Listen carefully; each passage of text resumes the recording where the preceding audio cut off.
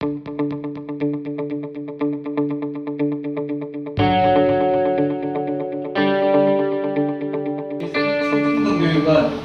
입시에 지대로 있다라고 평가받고 있고, 계속 스카이를 향한 그러한 경쟁이 이어지고 있는 것 같습니다.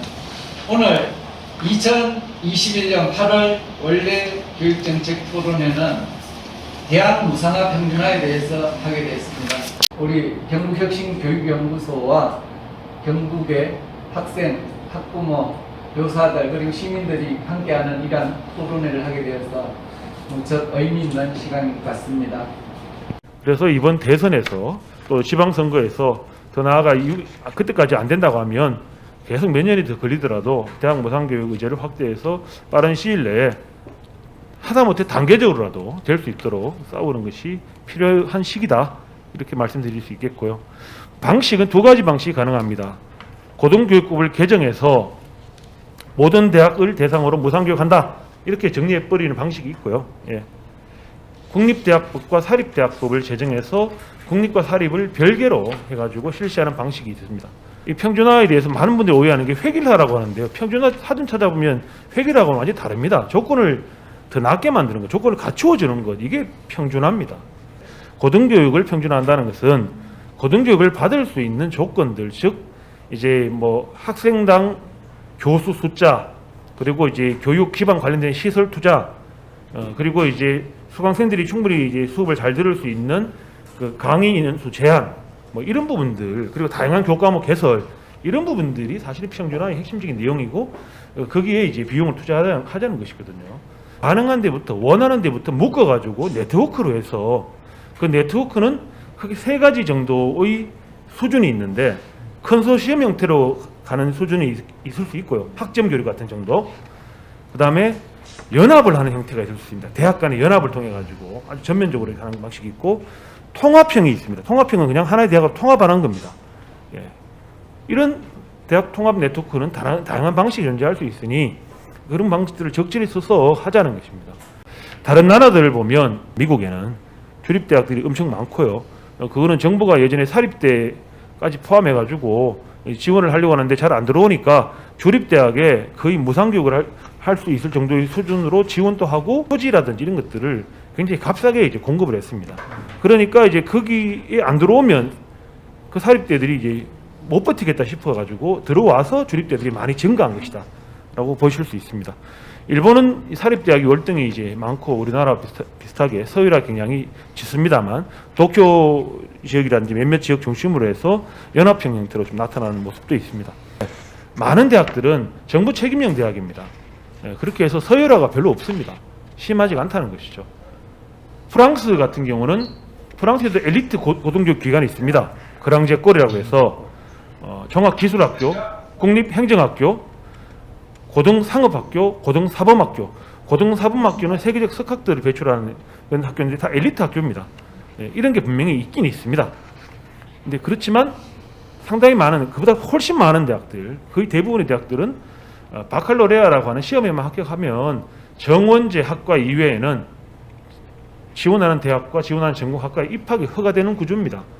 독일과 북유럽 같은 경우 독일 국립대학 96%, 정부 책임력 사립대학 4%, 이고 아비투어라고 하는 시험, 이게 내신 중심입니다. 이걸 합격하면 원하는 대학에 진학할 수가 있는 그런 구조입니다. 핀란드 같은 경우도 헬싱키 대학만 떠올릴 수 있는데 선호도가 있기는 분명히 있지만 다른 명문대들이 많이 있고 이런 건 아니다. 통합형, 이 캘리포니아 모델이 나왔습니다. 예전부터 있긴 했는데 더 강력해지고 있는 거죠. 이 안에는 4년제 연구중심 대학 10개, 4년제 교육중심 대학 23개, 2년제 대학 113개가 들어와 있습니다. 하나의 시스템 안에 들어와 있는 거죠. 그렇게 해서 탁월성, 효율성, 민주성을 모두 갖추고 있다는 평가를 받고 있습니다.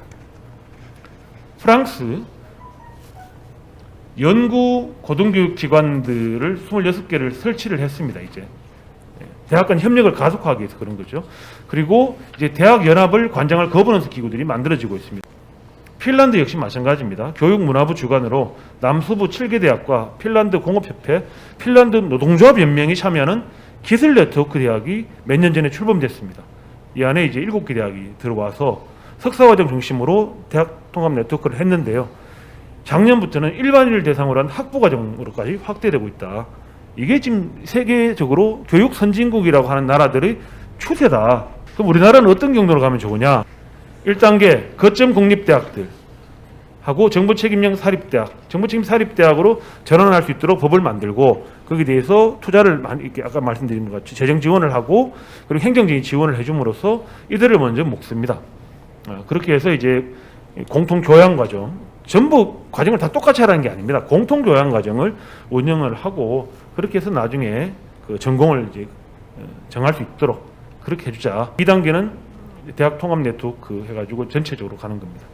대학 체제도 이렇게 결국 바뀌게 되는데 고등학교 3학년 마치고 올라와서 통합대학 교양과정 1년, 통합대학 전공과정 3년, 전문대학원 또는 일반대학원, 독립사립대 교양과정 1년, 독립사립대 전공과정 3년, 일반대학원 또는 전문대학원, 그리고 직업대학 2, 3년 이런 식으로 대학 체제가 개편되면 된다. 등록금을 받아가지고 대학을 운영하는 현재의 구조로서는 감당을 할 수 없는 상황까지 와 있습니다.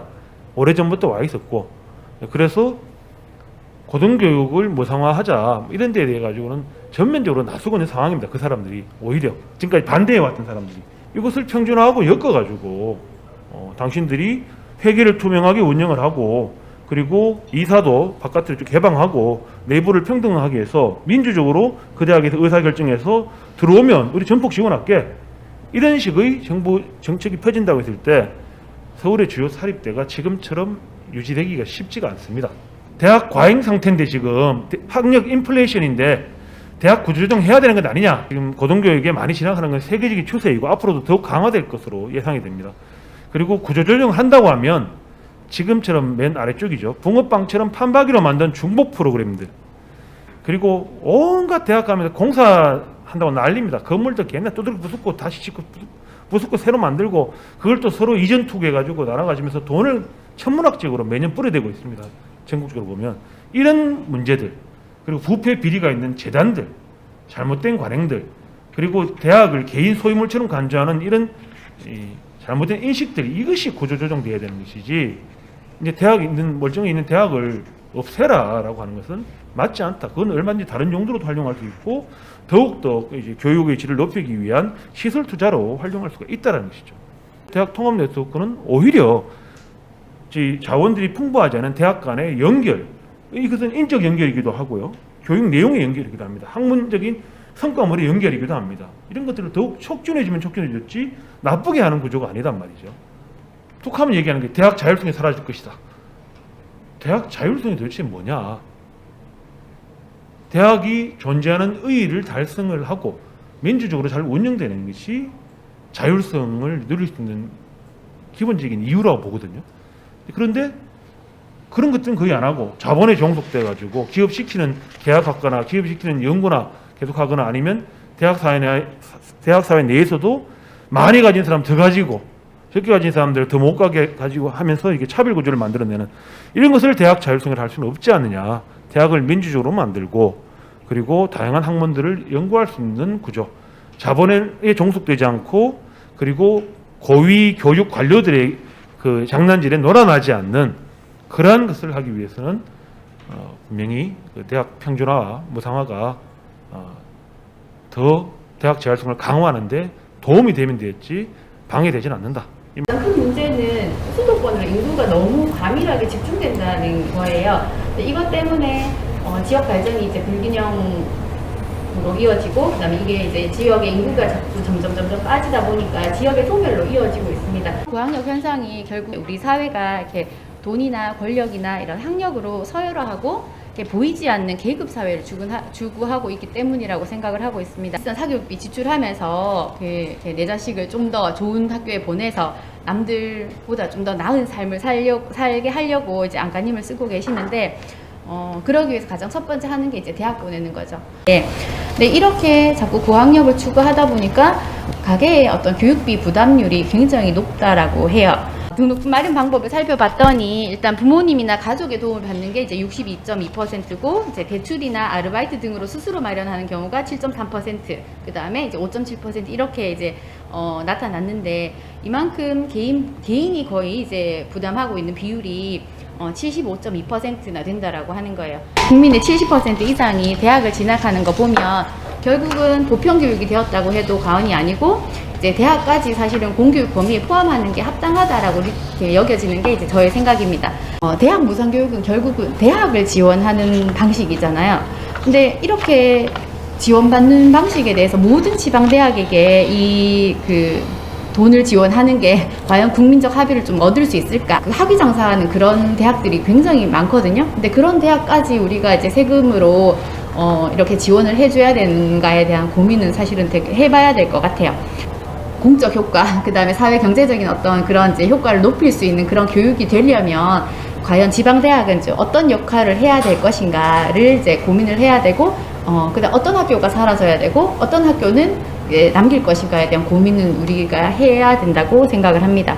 이제 우리나라 정부는 이 대학 무상화, 평준화에 앞서서 일단 대한민국의 교육 철학을 바로 세워야 된다.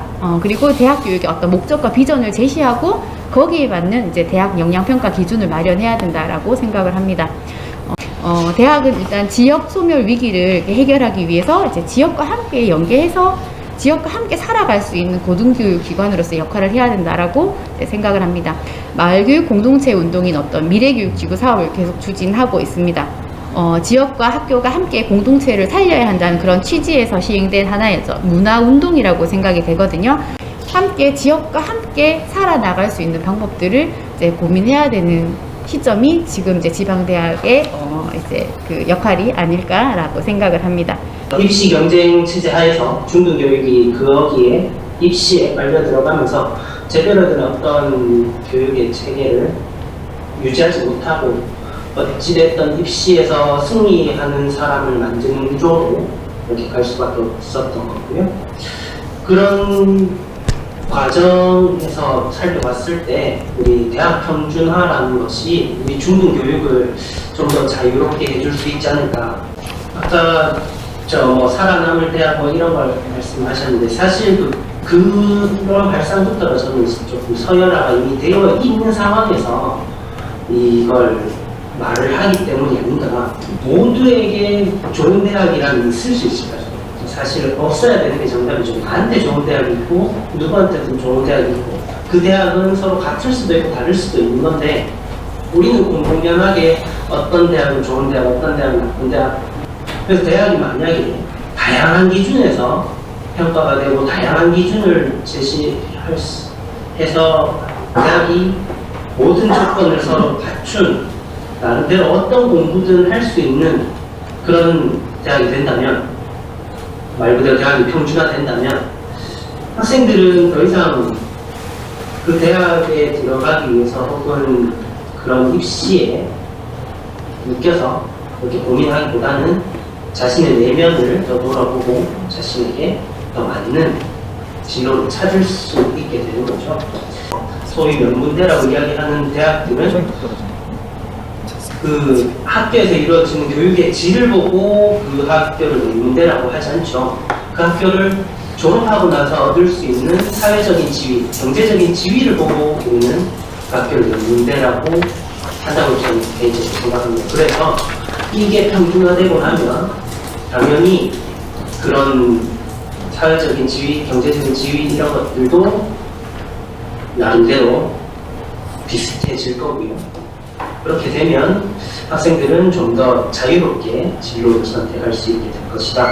그렇게 된다면 우리 중등교육도 지금 초중등 교육법에 나와 있는 민주교육, 인성교육 이런 것들, 바른 인성과 민주시민 자치를 함양할 수 있는 교육 그런 것들을 진짜로 실시할 수 있지 않을까 그렇게 생각합니다. 대학을 보내기 위해서는 정말 많은 돈과 시간과 고통을 감내해야 되고 또 우리 아이들도 그 고통을 같이 느끼면서 자라야 되죠. 이 경북 지역에서는 평준화되지 않은 지역이기 때문에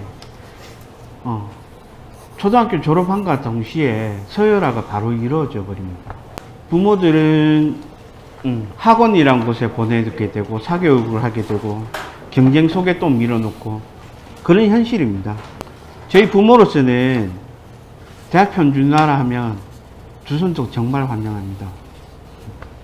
지방에 있는 부모로서 교육 똑같은 내용을 서울에서 받는 것을, 수도권에서 받는 것을 저희 지방에서도 들을 수 있길 바라거든요. 저희 아이들이 수도권에 가는 것이 아니라 여 지방에서 우리 집에서 대학교를 다니면서 똑같은 교육을 받기를 원하는 거죠. 그게 부모의 마음입니다. 이제 사립대를 다니까 기본적으로 이제 대학 등록금이 장난이 아니죠. 그러니까 애가 이제 학업보다는 저녁 되면 일을 하러 다닙니다. 일을 하러 아르바이트를 계속 해야 되고, 그 다음에 방학이 되면 모자란 과목을 다시 공부하는 게 아니라 또 다른 아르바이트 자리를 찾아서 그렇게 움직이고 있고, 자취를 한다면 지방인 저희들도 월 100만 원 가까이가 들어가는데 수도권이라 하면 더 대단하죠. 내가 어떤 대학에 나왔다고 해서 불이익 받지 않는 그런 사회에 살게 하고 싶습니다. 내가 대학을 포기하고 공고를 갔다고 생각하는 가장 큰 이유 중 하나가 등록금이었습니다. 제가 원하는 대학교로 가려면 일단 등록금으로만 매년 800씩 나오고, 원하는 수준의 교육을 들으려면 서울까지 올라가야 되는 그런 상황에서 저는 차라리 공고를 가서 원하는 수준의 그 교육은 못 받지만 빨리 취업해서 후에라도 그걸 배우고 싶었습니다. 친구들이 원하는 학과에 원하는 학교까지 가려면 대부분 인서울을 원할 테고, 인서울은 기본적으로 평균적으로 600이 넘습니다. 그 중에서도 제가 원하는 자동차과나 3D 프린팅 학과를 가려면 800이 넘는 그런 등록금을 생각하고 올라가야 됩니다. 하지만 제가 생활비랑 까지 다 합치면 대학교를 졸업할 때쯤에는 큰 빚을 안고 사회생활을 시작하는 경우가 많아서 저는 지금 대학교를 가야 되는지 고민이 많습니다. 제가 찾아본 결과 제가 원하는 학과를 가지고 있는 학교가 몇 안 되더라고요. 그 중에서도 가장 높은 곳은 카이스트인데, 제가 그 꿈을 포기한 이유가 카이스트보다 낮은 대학교를 간다면 카이스트 수준의 교육을 지금 받을 수 있을지 궁금하고, 만약에 지방대를 다닌다면 양질의 교육을 받지 못하는 사태가 벌어질 것 같아서 지금 고등학교에서 바로 취업을 준비하고 있습니다. 학생들은 모두 원하는 교육을 양질로 받을 수 있는 권리가 있고, 좋은 학교를 간다고 좋은 수업을 듣는 것보다는 모든 학생이 원하는 수업을 원하는 질과 양으로 들을 수 있었으면 좋겠습니다. 발제자님이 우선 지정 토론하신 분들 토론에 대해서 하실 말씀 간단하게 좀 해주시기 바랍니다. 예, 학령인구 감소는 앞으로 10년 동안 계속 진행되고 30% 이상이 감소가 됩니다. 한신대 같은 대학 규모가 100개가 사라지는 거예요. 그대로 있으면. 한신대가 10,000명 정도 전체 학생을 보면 그런 상황이라서, 그러니까 돈이 안 들어오면, 돈이 확보 안 되면 대학이 버티기 어려운 상황으로 간 지는 이미 오래됐다. 수도권도 마찬가지다. 대학 평가를 어떻게 하느냐 굉장히 중요한데요. 현재와 같은 방식으로는 안 된다는 것은 기본이고, 취업률하고 학생 인원 수 가지고 평가한다는 것은 대학 이 평가라고 하는 게 취지에도 맞지 않고, 지금 또 평가라는 말이 안 맞기 때문에 역량 진단이라는 말로 바꿨지만 똑같은 기준을 들이대가지고 그러면 수도권 사립대학이 무조건 유리하거든요. 그 취업이나 이런 걸 위해서 학생들이 많이 지원하잖아요. 학생 인원 수가 얼마나 많으냐 봐가지고 많으면 점수 많이 줘버리고, 그리고 돈 많이 주고, 적으면 니들은 이제 없어져야 돼, 이런 구조이기 때문에 좀 그게 바뀌어야 되고, 그리고 자구책, 지역하고 협동하는 거 당연히 들어가야죠. 정부 책임형 사립대학이나 공영형 사립대학 이야기를 하는 것이 대학 통합 네트워크 할 때 전제로 깔고 있는 그건데 여기에는 기본적으로 교육 조건이 어느 정도 충족되어 있는가, 지금보다 더 낮게 만들어야 되는 게 있고요. 민주적으로 운영되고 있는가, 회계나 이런 것이 투명한가, 그리고 공익성을 가지고 있느냐, 지역이 얼마나 기여하고 있는 이런 것들이 다 이 기준으로 이렇게 돼가지고 그걸 충족하는 대학들 중에서 하려고 하는 대학들한테 지원을 하는 것이죠. 대학 평준화는 주거비를 감소시킵니다. 전체적으로 탄소 발생 부담도 줄여줍니다. 평준화가 되면 그런 문제가 있고요. 그리고 또 오해를 또 할 수도 있는 것이 수도권 대학이 좋은 대학이나 양질의 수업을 제공한다고 이렇게 많이 생각을 하시기 쉬운데요. 수도권 카이스트가 이제 나름대로 조금 상대적으로 괜찮은 대학인 것은 수도권에 있기 때문이 아닙니다. 교육 여건이 좋기 때문입니다. 교수 1인당 학생 수가 엄청나게 낮거든요. OECD보다 더 나아요. 그리고 교수 확보율이 100%가 넘어요.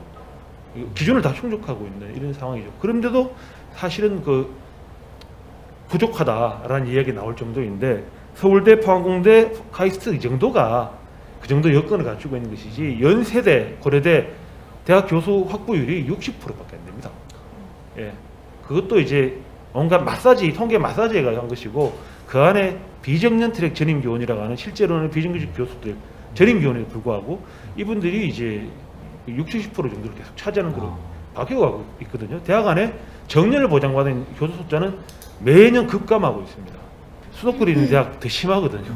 그래서 좋은 대학이나 양질의 수업을 제공하기 어려운 구조로 와 있다. 계속 이제 압박하지 않으면 이게 실현이 쉽지가 않다라는 말씀을 드리고, 그래서 더 열심히 싸워야 된다는 겁니다.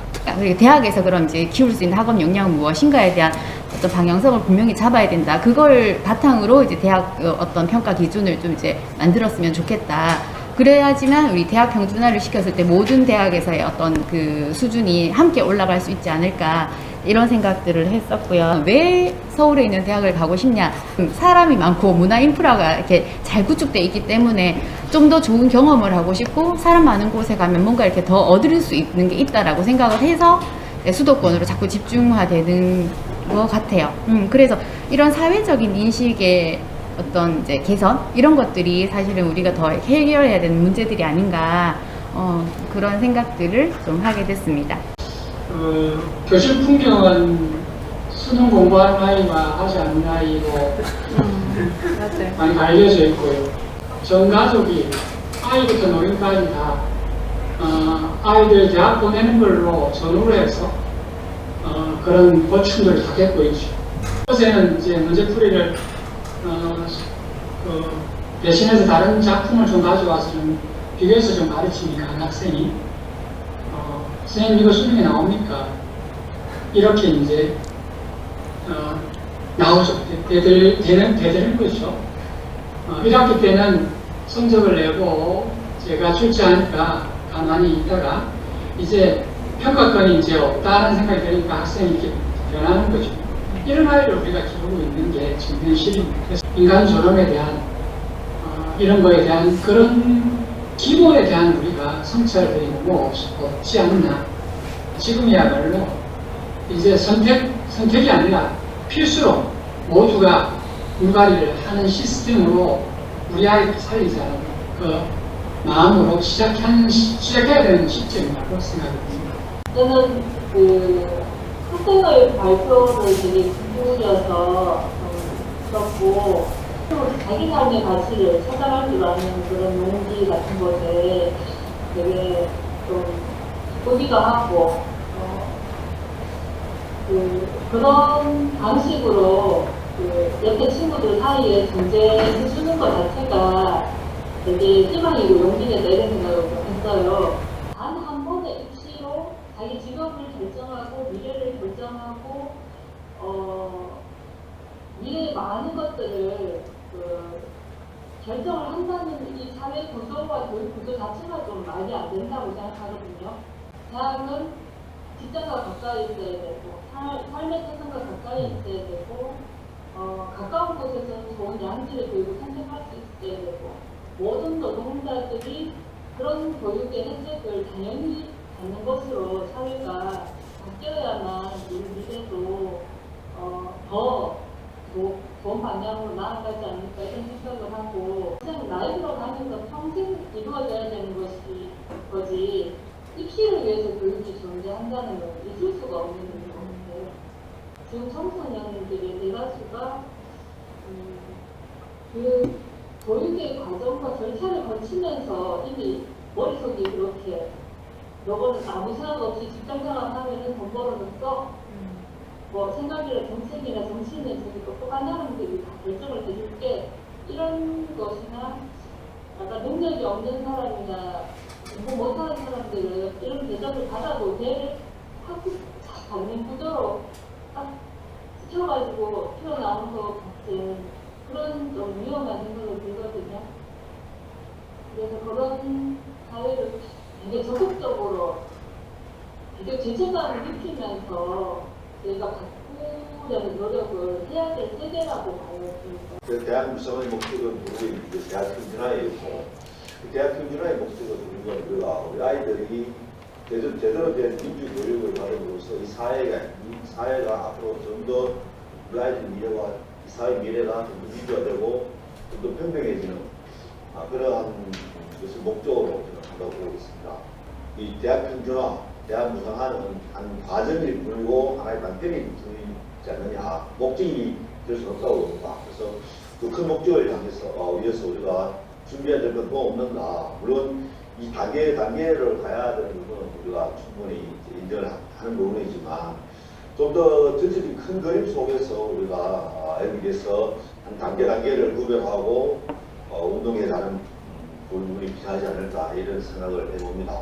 그래서 최종적인 목적, 그러니까 우리 교육 체제를 완전한 경쟁 체제가 아니라 배려와 협동에서 협력해서 살아가는 삶의 방향을 배우는 그런 한 목적을 가지고 전체적인 큰 그림 속에서 이렇게 나아갔으면 좀 더 우리가 일반 국민들한테 좀 더 쉽게 다가가고 쉽게 이해시킬 수 있지 않을까 이런 생각을 해봤습니다. 돈 때문에 교육을 가지 않아요.